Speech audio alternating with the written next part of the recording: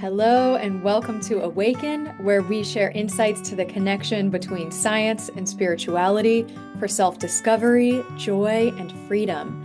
I am your host and spiritual coach, Stephanie Rouch, and I'm so pleased to be here today with Mick Collins, who is an OT and PhD trained researcher. Dr. Mick Collins has had a diverse career since leaving school at age 15 in 1972, and he has worked as a builder's laborer, served as an infantryman in the British Army for 3.5 years, and between 1977 to 83, he traveled and worked around many parts of the world.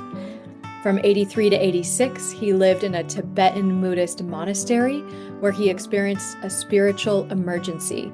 This transformative experience eventually informed his vocation as an occupational therapist, and he has worked for many years as an NHS occupational therapist in acute mental health settings and in a specialist psychological therapies team. During this time, he spent 9 years training in process-oriented psychology. He then spent 10 years working as a lecturer and director of admissions within the Faculty of Medicine and Health Sciences. And his doctoral thesis, along with his peer-reviewed articles and book chapters, are mostly focused on activating our transpersonal potential and the process of renewal within experiences of spiritual emergence and emergency. He is deeply interested in how our transformative experiences inspire the personal processes of individuation, as well as our collective efforts to tackle the multiple crises around the world at this time. So important. And he has written 3 books: The Unselfish Spirit, The Visionary Spirit, and The Restorative Spirit. He was the author in profile at the 2014 Hostry Festival and was interviewed about his work at the 2015 Hay Festival and also on Conscious TV in 2016. He officially retired from academia in 2015, however, is still very active with sharing his most recent co-eldering work, which we're going to hear about today, and doing lectures on transpersonal processes and more. He is a father and grandfather and currently lives with his wife, Hannah, in Norwich. So, Mick, what a pleasure to have you here, a fellow occupational therapist and also spiritual explorer. Thank you so much for being here. Tell us a little bit about you before we jump in. Well, I think you've pretty much summed it up very well. I'm just very interested in this and very passionate about this work. I've been involved in it for about 48 years since I Yeah. was traveling around the world and meeting Buddhists and all sorts of people like that. And so it just informs everything. There's nothing more important to me. Well, family, of course. But in terms of that, working through these difficult times, I think this is the real work that needs to be done. So I'm really grateful to you for putting on the symposium, the summit. Well done. It's a big job. Oh, it's been such a pleasure, and I'm very grateful for your time and your sharing. So let's dive in because you have this concept of co-eldering that you've coined. Can you tell us what is co-eldering? Yeah, love to. Well, first of all, I think we have to just consider who we are as human beings. We're all endowed with the ability to awaken, to evolve, and to progress soulfully in this life. We're not just here to be material consumerists or whatever. Yes, that's important, but we really have a deeper mission than that. And that's a sort of journey to wholeness. Jung called it individuation, becoming whole, but it's also connecting to the whole, individus, so that we're undivided. So where do we start? Jung beautifully said each of us has a 2 million-year-old human within us, so that ancestral lineage within us. And we're Homo sapiens, which means we're wise humans. So co-eldering, how does that fit with what I've just said? Well, it's a verb. co-eldering is a verb. It's not a noun. An elder is a noun. So we've got to take awakened action. That's really one of the first principles, I think, of being in co-eldering. And what guides that principle of informed action, awakened action, is our connection to the wisdom of the depths. So we've got to go deeper than just the everyday consensus reality. And the threads of wisdom that I like to draw upon, and I'm sure there's more. So I don't want to say I don't want to dominate the field. This is just my opening gambit on this work. But we can think of big dreams. We can think of synchronicities, Mm. those acausal, meaningful connections that happen beyond our imagination sometimes. So, and that's what's beautiful about it. We're awakening our imagination when we engage in this work. Prayer, intuition, embodied ways of knowing. And that's just a taster. There's so much more. Vision quests, visionary energies, all these wonderful things. I'll just briefly tell you, last year, at the end of last year, I had a dream of walking into a community where there were incredibly enlightened and well connected men and women. And there was a baby being born in this community. It was quite extraordinary. Then I met these 7 foot beings who had these androgynous features. They were like not quite angels, but not far off. Yeah. And the feeling was immense. This powerful feeling. So I thought that's a big dream. What's trying to waken up in me? Hmm. The next step, Hmm. because we never stop growing. So I've been dreaming about that. What's trying to come? That dream also is very alchemical. It had lots of the white, the albedo, the red, because they were wearing red robes, the rubido. And these are stages in alchemy. So, there was something very powerful about that dream. That's an awakening dream, for example. So, just to summarize it, so people can digest this, in summary, co-eldering's really about going into the archetype of the sage.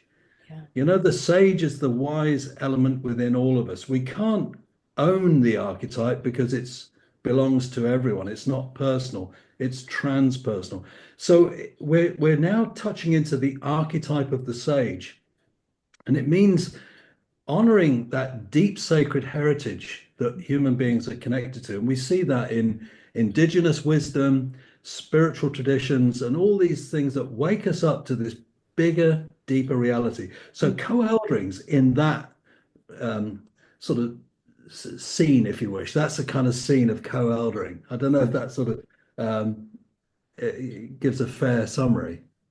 I think so. So for people who this is the first time they've heard this term, this is an individual process where you're honoring the 2 million year ancestry that exists within each human. So there's like this elder or sage within all of us that we can connect with. Yes, we have the ability to connect with that. It's Okay. sort of like that sort of that sort of can inspire us, and we can wake up to that. But we find our journey as in co-eldering through that lineage.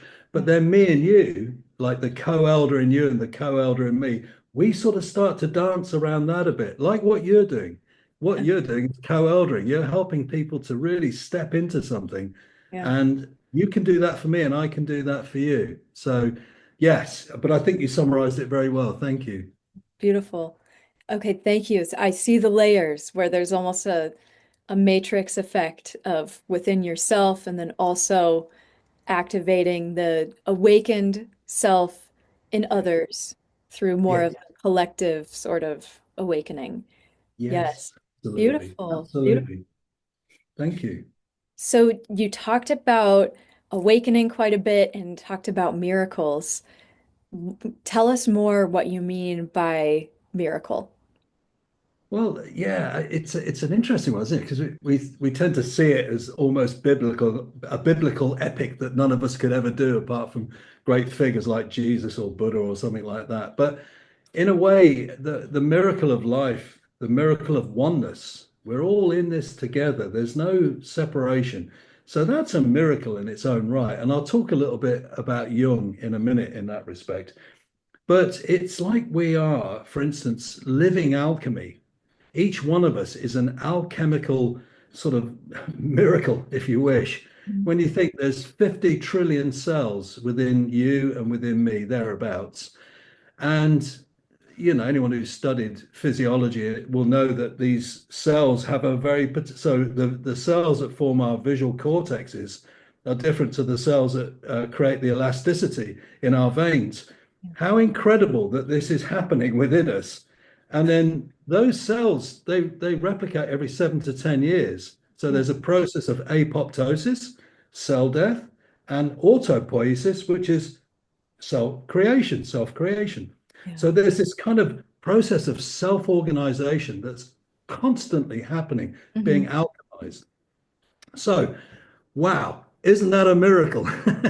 Yeah. And then we can really step into the idea that if we really see what's going on within us, let alone homeostasis, holding it all together, Yeah. the regulation of breathing, the nervous system, the visual spatial awareness, all that is happening in one magical moment. What a miracle.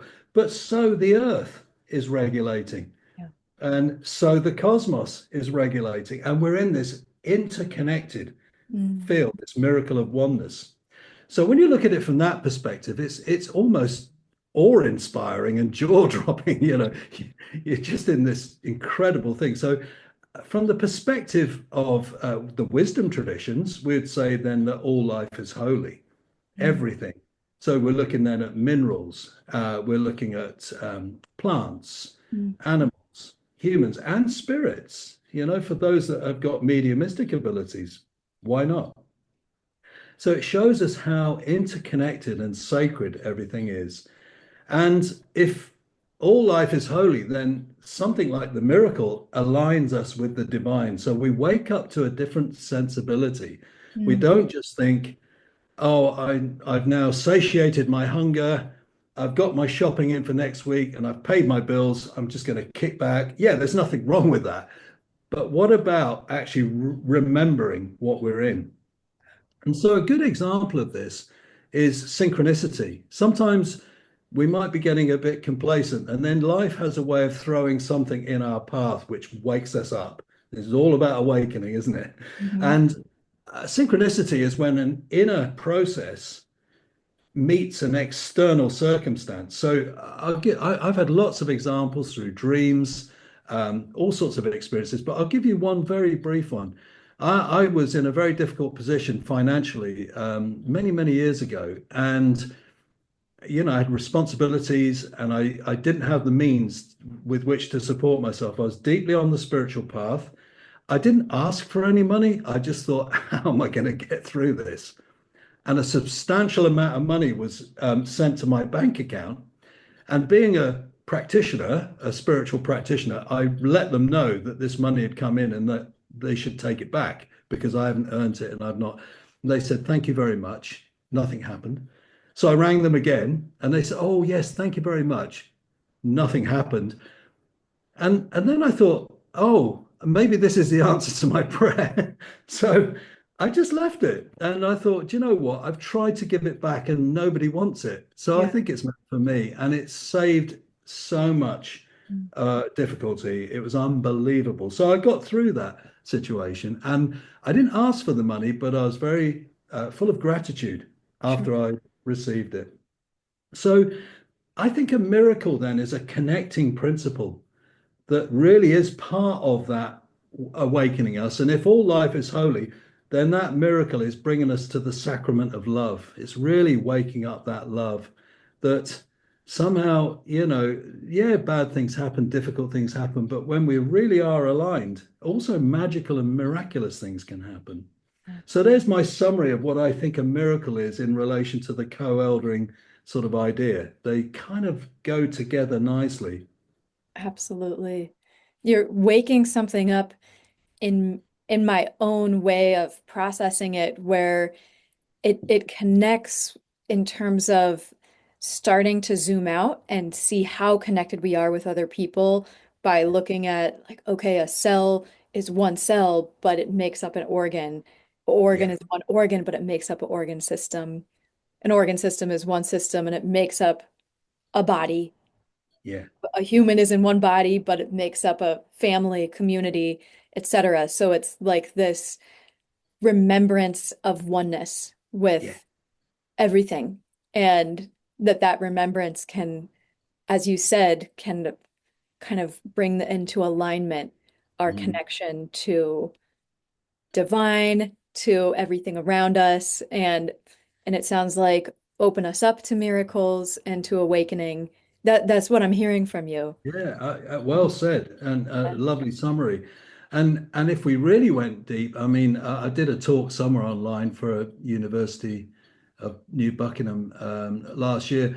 That actually there's a quantum principle in all of this, because that synchronicity is a quantum phenomena. It grew out of the work of Wolfgang Pauli, who was a Nobel Prize winning physicist, and broke the Copenhagen experiment with Heisenberg and Niels Bohr. And so Wolfgang Pauli met with Carl Jung, and Jung had already started thinking about synchronicity, but Pauli, the physicists, really started to confirm that, and they worked together a little bit on that after Jung had formulated it. Yeah. So, we have this incredible interconnectivity that is so visceral. Remember, anything in the quantum realm happens faster than the speed of light. Mm. So, you know, don't labor and lumber with your miracles. They're sort of pretty sharp. Yeah. So, I mean, it's a wonderful thing when you really look at the science behind this stuff. Yeah. It's incredible. Yeah. A real sort of a real joy, really, because it's so easy to just take, and I love Isaac Newton to bits. He was an alchemist, a real alchemist. But he's been sort of a little bit more sort of seen as a materialist these days, like the billiard ball that hits this billiard ball, cause and effect in that way. But the quantum, my Lord, I think he would have loved that. Newton would have loved the quantum. Mhm. But, Absolutely. that was a few hundred years before his time. Yeah. Yeah. And perhaps he set it up for the quantum to be discovered.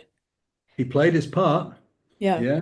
Like the Greeks before that, so this is the wonderful thing about your symposium, your summit is about awakening. Yeah. And, that's also not only for an individual, but that's a collective endeavor that is just going to get more and more pronounced as we move through this. Absolutely. Yeah. And that is a perfect segue into this next question of how does the co-eldering process support the miracle of awakening? Mm.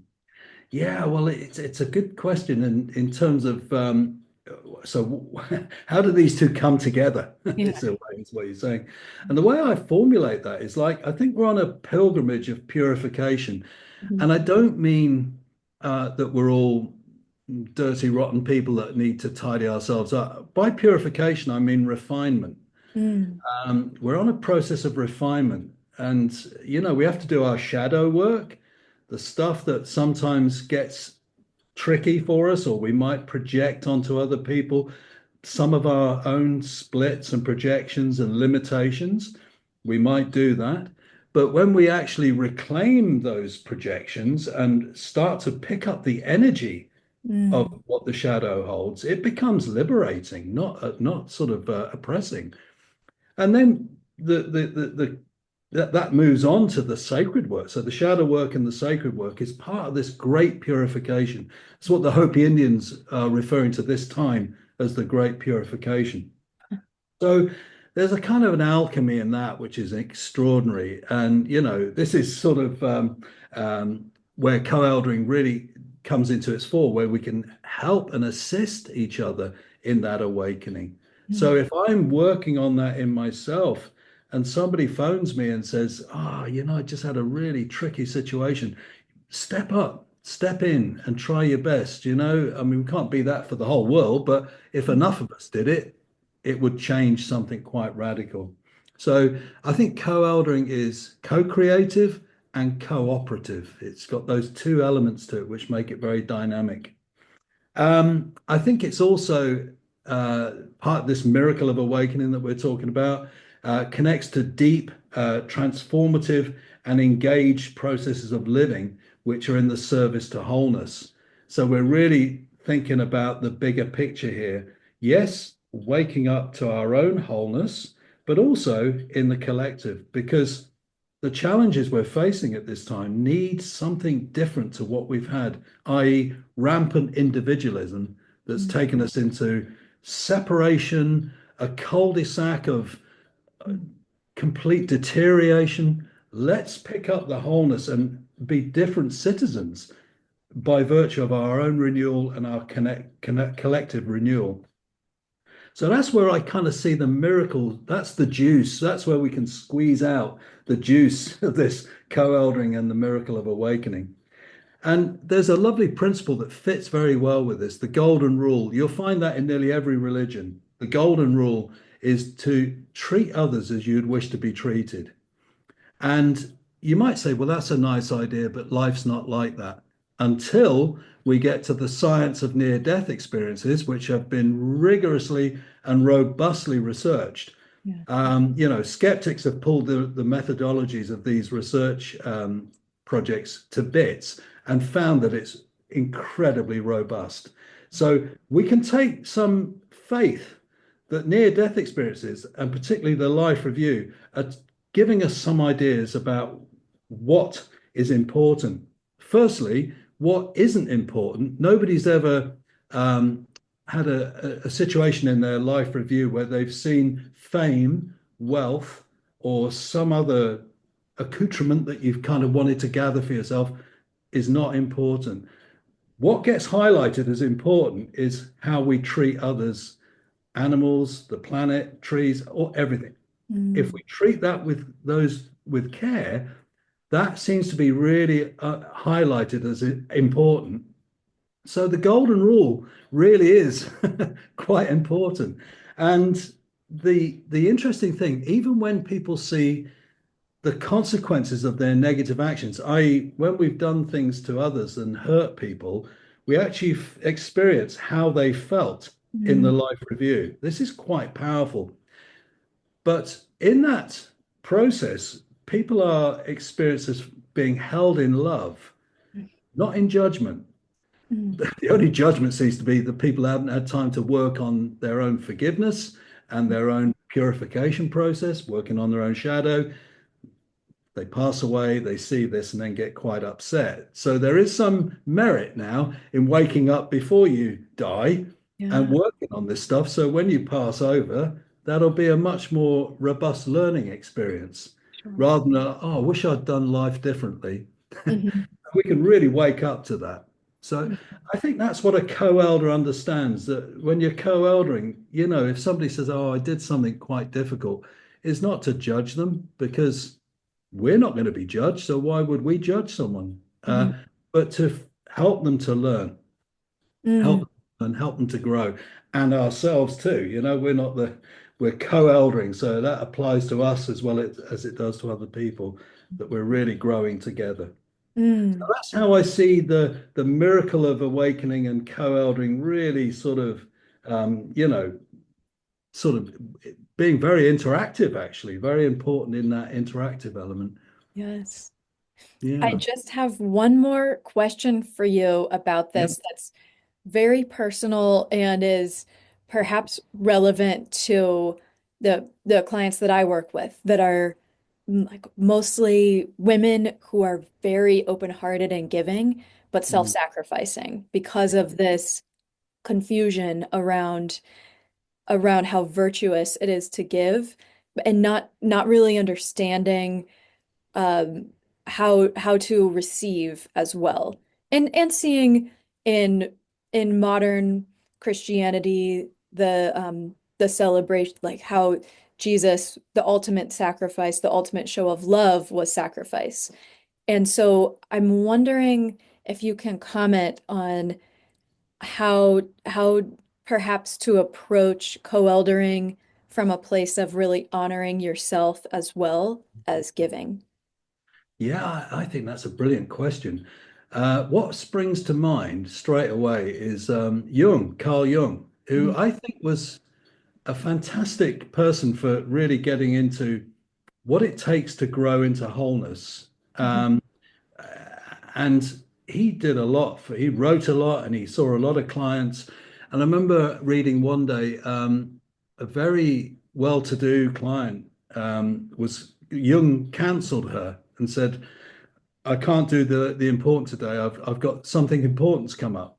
Yeah. So he just went about and did what he wanted to do, which was he went down to the lake at Lake in Lake Zurich, and he was just dreaming. He spent the day dreaming, looking at the river and looking at. Now he got lots of nourishment, lots of ideas in that type of work. I've actually visited his tower that he built, which was quite extraordinary. Um, and so he was messing around. He would often just do little bits in the sand. It'd just be, he'd go sailing and he would pick up the dreaming. And I don't mean, oh, just sitting there, just losing himself, but really, nourishing himself and his spirit and his soul. Anyway, the woman was disgruntled by the fact that she'd been cancelled. So she went for a drive all round just to see if she could see him. She saw him sitting on the lake side, having just on his own, just doing this. And she challenged him when she saw him and said, "You said you had something important to do." And he said, "I did." He said, "I had an appointment with myself." Mm.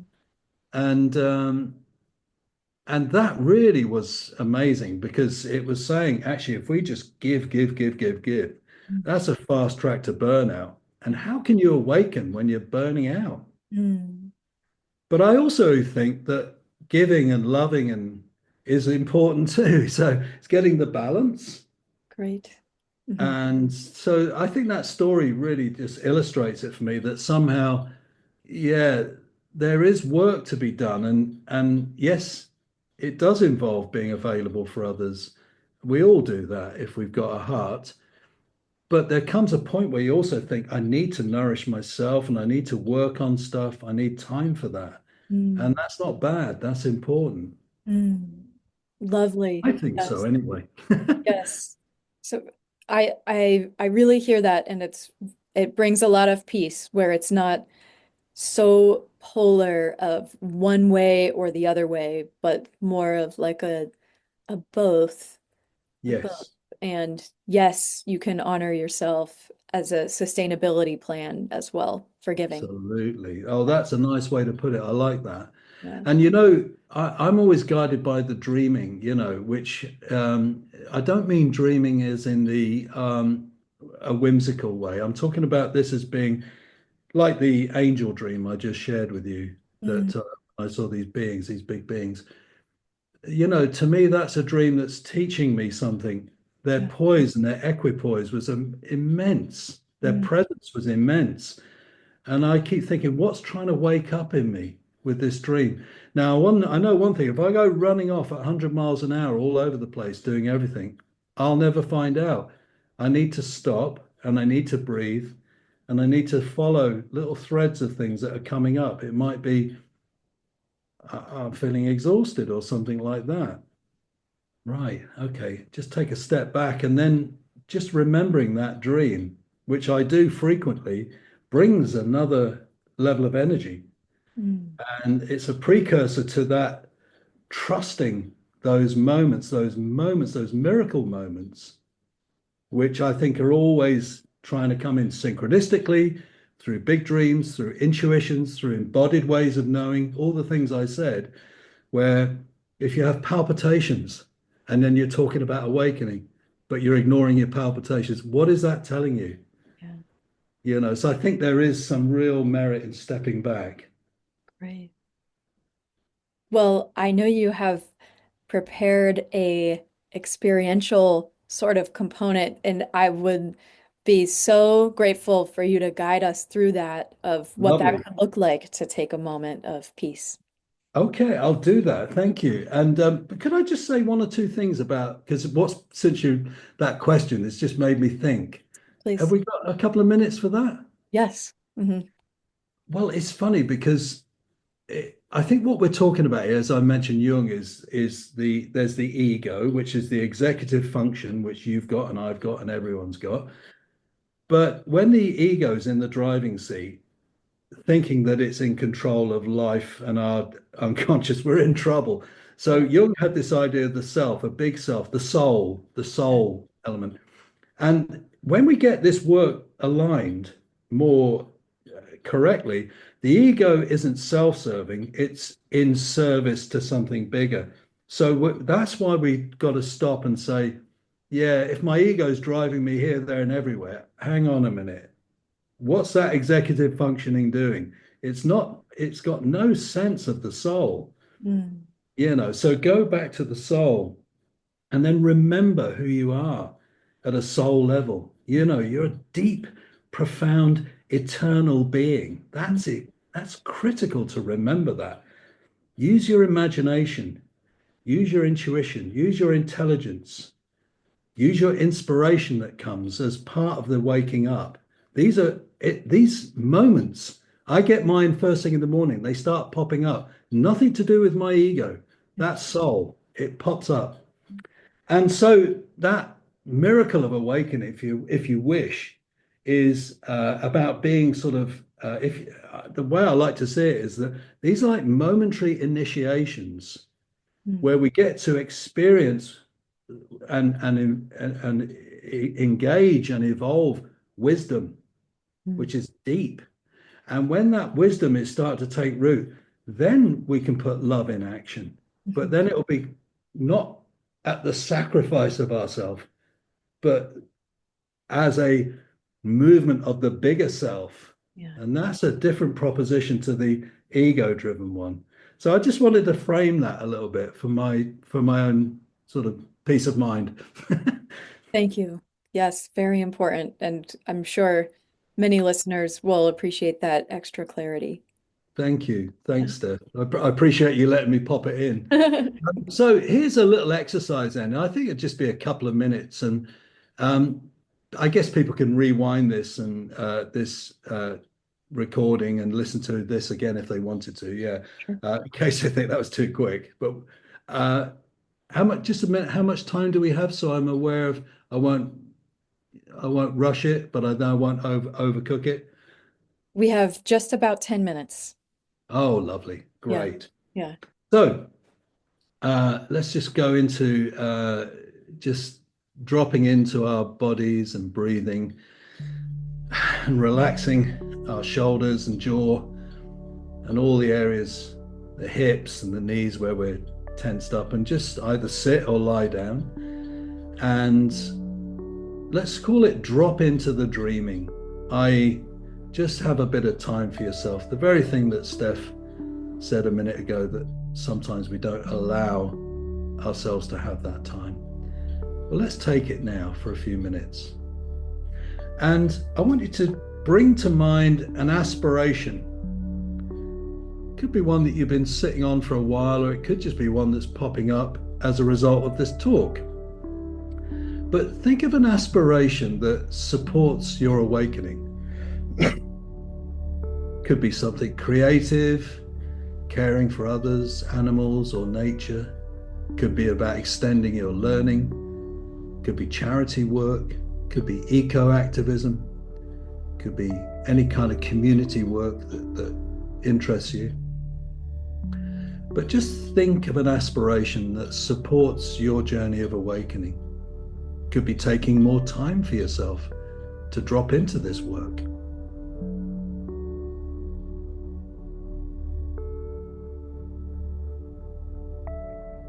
Just let it pop up in its own way, in its own shape and time.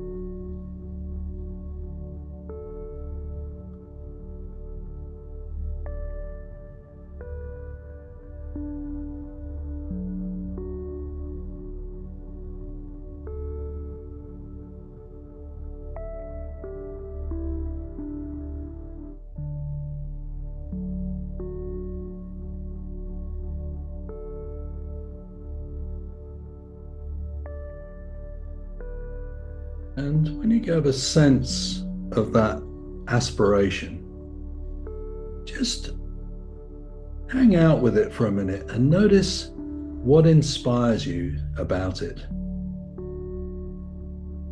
What's inspirational about your aspiration?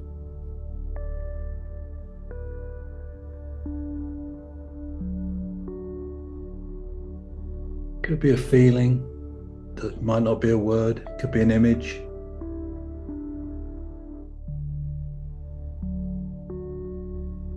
but at some level, it'll make sense to you.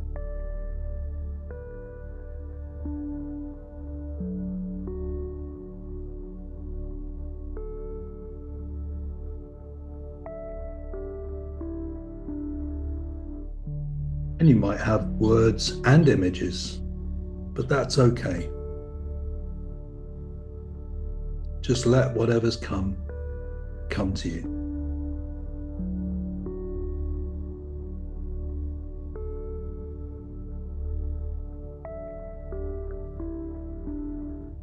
Excuse me. Then imagine this aspiration, inspiration, as a miracle moment. Just let the aspiration and the inspiration marinate together, just to be together, and sense the miracle moment, just something fresh blowing into that experience.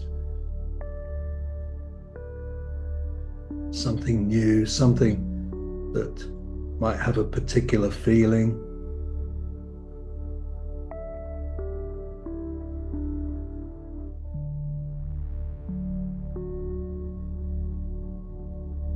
And just let the aspiration and the inspiration bathe in that miracle moment.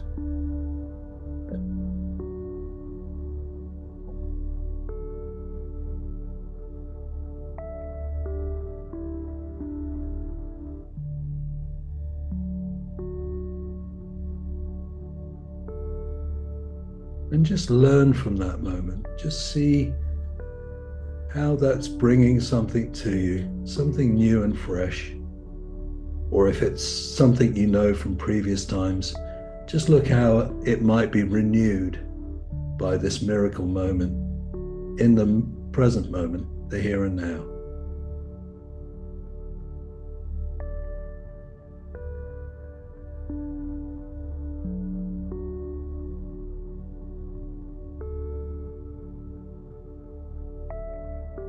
And then, as you're entering into that spirit of that miracle moment, just notice how it motivates your journey as a co-creator.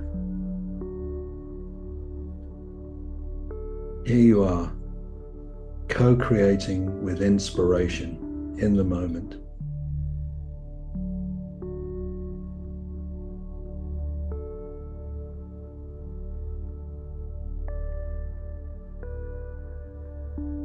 And just reflect. You don't have to come up with any answers, but just reflect on how that co-creative moment, that miracle moment of your inspiration and aspiration, could find a way to live as a co-elder, where you serve your own path of individuation, becoming whole, and also serving the greater good, whatever that means to you.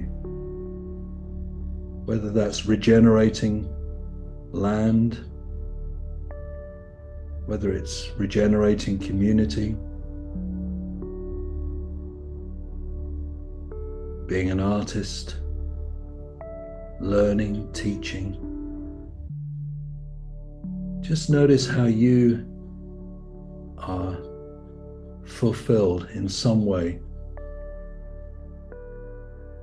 as a co-elder in your own path of awakening and serving the greater good.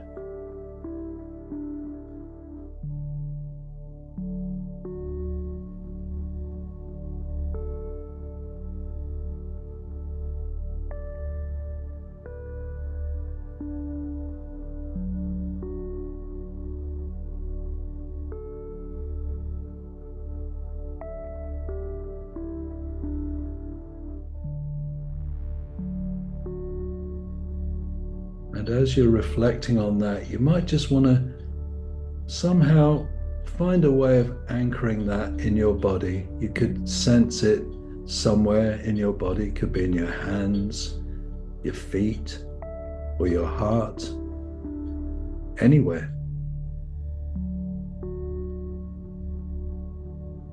just a way of remembering the little journey that we've just taken in these last few minutes.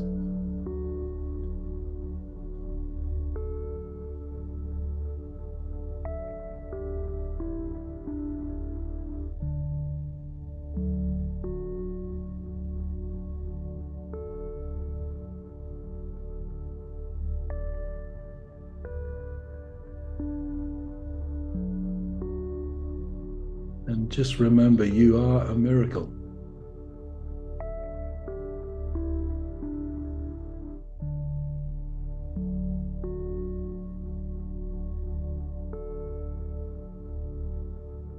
And in some way, in your own way, maybe give thanks for the gift of life, for this miracle of living, and also the opportunity to awaken. What a gift.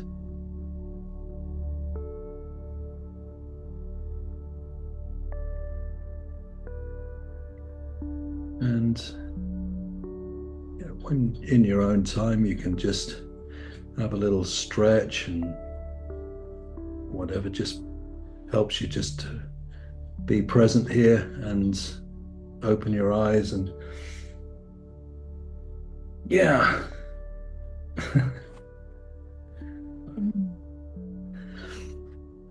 Yeah, that was funny. I had a tickle in my throat halfway through. But anyway, we got there.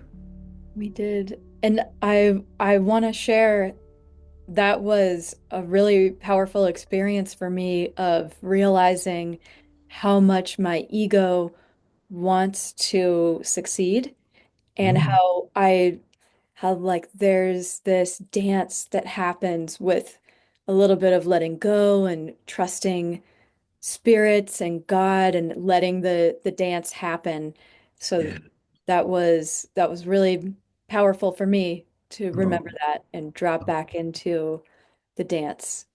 Because I think that's true for a lot of people that we want to prove I can do it. I've got this. I want to be in control. I want to do it on my own. All those sorts of things. So yes.